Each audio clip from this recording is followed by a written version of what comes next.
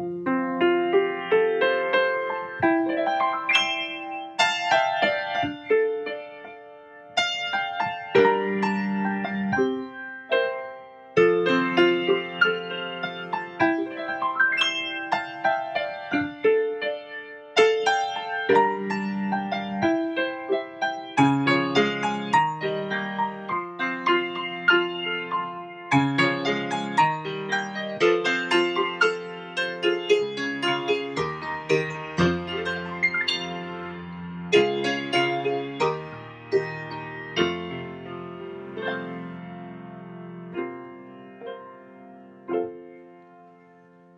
bien voilà, je vous offre une petite atmosphère musicale pour commencer ce, ce résumé de la prédication de dimanche passé.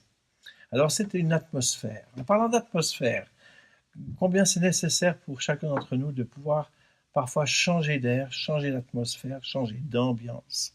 C'est absolument nécessaire dans la mesure où nous vivons dans un monde qui nous stresse, qui nous lasse, qui nous lamine, et parfois nous avons vraiment besoin de changement.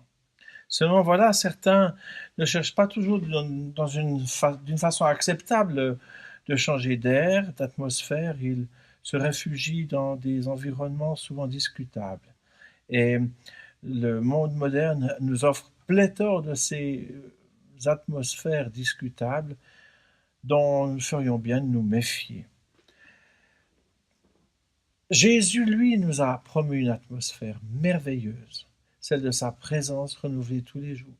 Et je pense que pour se renouveler et changer d'ambiance, rien ne vaut cette présence merveilleuse que Jésus a promise au travers de l'Esprit Saint. Il a dit, je vous baptiserai de l'Esprit. Je crois qu'au cours des siècles, l'Église de Jésus-Christ s'est trompée. Elle a remplacé la spontanéité et la joie du Saint-Esprit par la pompe, la solennité susceptible de créer un sentiment religieux, et à défaut d'être spirituel, ce sentiment n'amène pas vraiment à Jésus. Mais quand Jésus parle de spiritualité dans son Église, il parle de révélation spirituelle, de paix et de joie par le Saint-Esprit. Alors il y a cette exhortation étonnante dans Éphésiens 5, versets 18 à 20, où Paul exhorte les chrétiens de l'Église d'Éphèse à vivre pleinement leur vocation, et il le fait au travers d'un contraste assez surprenant. Ne vous enivrez pas de vin, c'est de la débauche. Soyez au contraire remplis de l'esprit. Littéralement, emplissez-vous d'esprit. Et je crois que il faut entendre cette exhortation comme un appel à ce que nous ne nous réfugions pas dans des atmosphères discutables, mais que nous sachions opter pour l'Esprit Saint. Soyez au contraire remplis de l'Esprit. Voilà le nouvel environnement, la nouvelle ambiance que crée la plénitude du Saint-Esprit. Je pense que si nous, chrétiens, nous sommes vraiment remplis de l'Esprit Saint, peut-être certaines situations dans lesquelles nous nous réfugions perdent de leur attrait et mangent moins de notre temps. Et la promesse est pour vous, selon Acte 2, verset 39, quand Pierre s'adresse à la foule qu'il est en train de l'écouter, il annonce que Jésus va remplir les croyants du Saint-Esprit.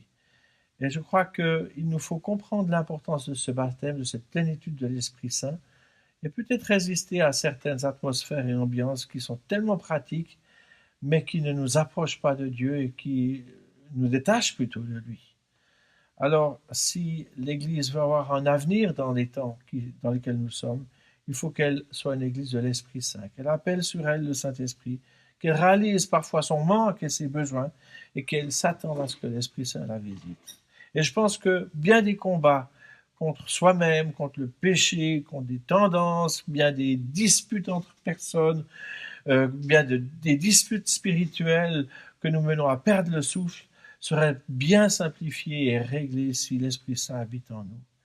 Et je pense que nous combattons souvent mal, nous sommes à nous reposer sur nos forces, mais il faut inviter plutôt le Saint-Esprit, qui, selon Romains 8, 26, nous aide dans notre faiblesse. Alors à ceux qui sont amateurs de sensations fortes et d'émotions extraordinaires, je dirais que la présence de l'Esprit Saint, hormis les dons que l'on connaît, qui sont souvent répandus sous l'Église, le parler en langue, la prophétie, parole de connaissance, miracles, etc. Mais le grand signe, le signe de la preuve que l'Esprit habite en nous, c'est l'amour, la paix, la joie par le Saint-Esprit. Puis, je relis cette promesse que Pierre rappelle aux croyants réunis à la Pentecôte, car la promesse est pour vos enfants et pour tous ceux qui sont au loin, en aussi grand nombre que le Seigneur, notre Dieu, les appellera. Amen.